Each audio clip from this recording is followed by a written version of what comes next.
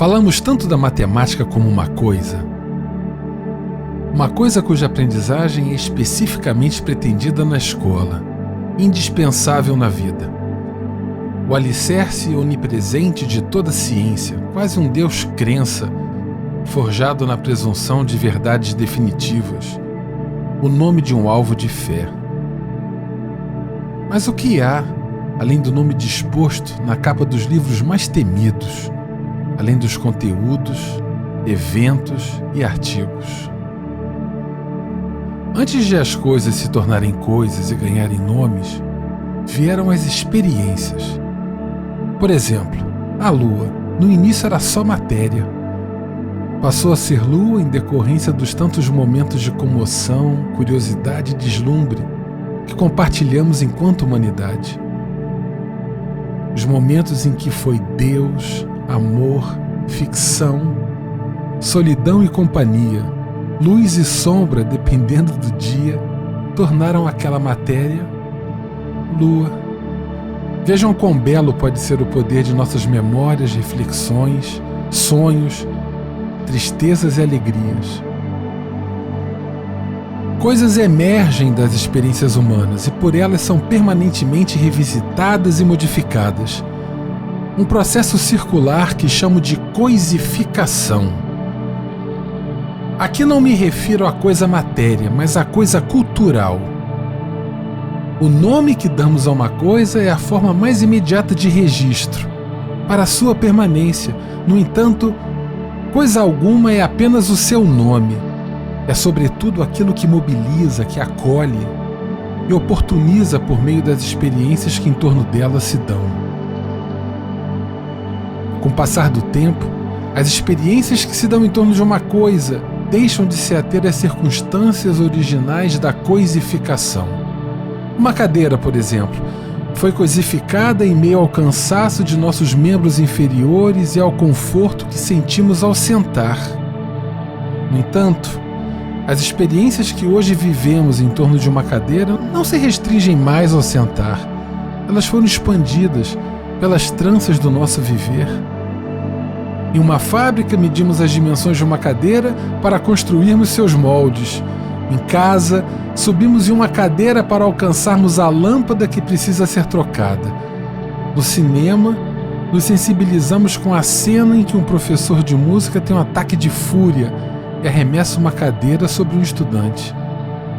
A coisa cadeira, que emergiu do alívio que sentimos ao sentar quando cansados, foi revisitada e expandida pelo medir industrial, pelo improvisar do dia a dia e pelo expressar das nossas emoções.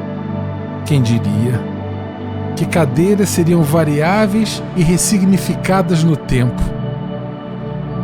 Pois elas são, até mesmo para aqueles que nelas apenas se sentam. Quem assiste a uma aula sabe que as cadeiras diminuem de tamanho em seus minutos finais. As coisificações da matemática funcionam de modo semelhante. Um polinômio e uma cadeira são coisas que pouco diferem no início de suas coisificações, pois ambos nasceram de afetos sentidos. No entanto, após a formalização dos objetos matemáticos, em vez de as experiências os revisitarem e oportunizarem a construção de novos significados e sentidos para o desenvolvimento ético e inclusivo da ciência, elas priorizam as discussões internas sobre as estruturas da sintaxe matemática.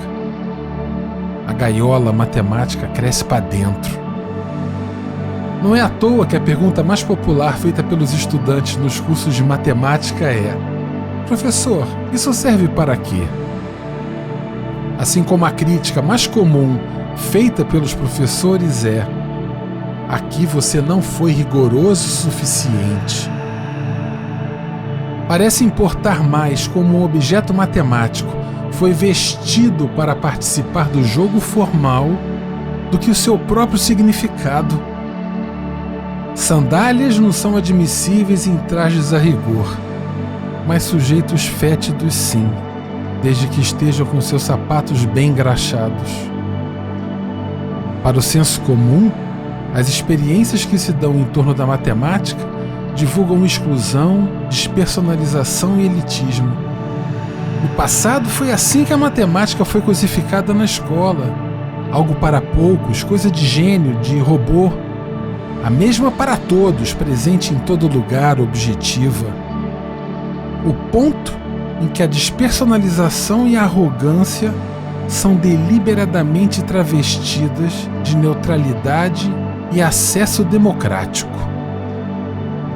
O que mudou? O senso comum não deixou passar desapercebida a tragédia que a academia deveria ter visto. E a matemática, coisa cultural, se tornou aquilo que dela fizeram. Para reverter esse quadro, as experiências primeiras que coisificaram a matemática precisarão ser conhecidas e exaltadas. O estudo da história nos ajudará nesse ponto. O afeto sentido é o ponto de partida. Mas as experiências que exigirão maior cuidado e atenção serão aquelas capazes de revigorar e apresentar novos sentidos para as coisas já formalizadas. Essas serão as experiências que constituirão as matemáticas do futuro. Em um mundo repleto de horrores e ódio, a humanidade clama por coisas imbuídas na ética, no respeito, na solidariedade, na cooperação e na paz. A matemática poderia ser uma dessas coisas. Será para você?